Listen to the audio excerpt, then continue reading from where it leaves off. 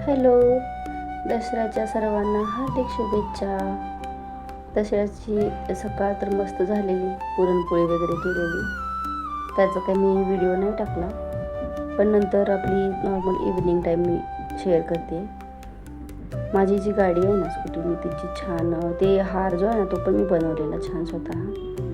मस्त अशी पूजा केली आणि मग नंतर मी निघाले मंदिराकडे. कारण की सगळ्यात पहिला मान हा आपल्या देवाचा असतो ना. ते आपल्याकडे आपट्याची पाने नाही का देत, सोनं घ्या आणि सोन्यासारखं राहा, म्हणून मग मी मंदिरात गेलेली. मस्त वाटतं ना मंदिरात जाऊन आलं की. तुम्ही दसऱ्या दिवशी काय काय स्पेशल केलं मला नक्की शेअर करा. ही का खूप जुनी पिंड आहे, खूप छान आहे. मी पाहिलं असेल, तुम्ही बरेच वेळेस याचे व्हिडिओ टाकते. मग अगोदर त्यांना पाहिलो, मग आम्ही घरी आलो. माझा आजचा हा असा लुक होता. मी कशी दिसते ते नक्की सांगा.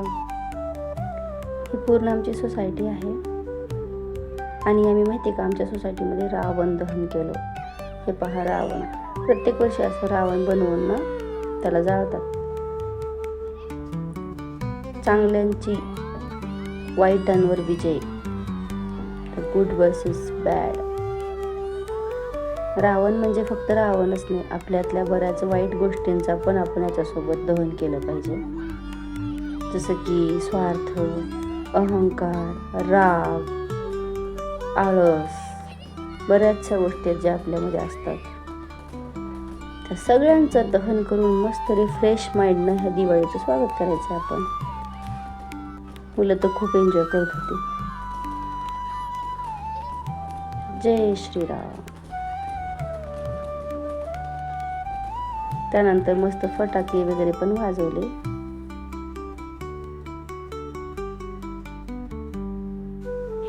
तुमच्या सोसायटीमध्ये पण रावण दहन होतं का नक्की सांगा. रावण ना तेव्हा तरी बिचारा एक वेळ जळाला, अजून त्याला जाळतच आहेत. पण आपल्या सध्याच्या समाजात किती रावण प्रवृत्तीचे लोक आहेत, त्यांचं काय. त्यांनी पण सुधारलं पाहिजे. खूप भयंकर भयंकर गोष्टी होतात आजकाल. रावणाने फक्त सीतेला घेऊन गेलं तर त्याच्यात आपण आजपर्यंत जाळतोय. चला तर मग नंतर मग संध्याकाळी काय मला असंच थोडंसं स्नॅक्स खावंसं वाटलं तर मस्त फॅन्टा आणि वडापाव आणलेला. ते कसं आहे, मला एवढी पुरणपोळी काय आवडत नाही, तिखटच खाऊ वाटतं. चला तर माझा दिवस शुभ गेला. चला.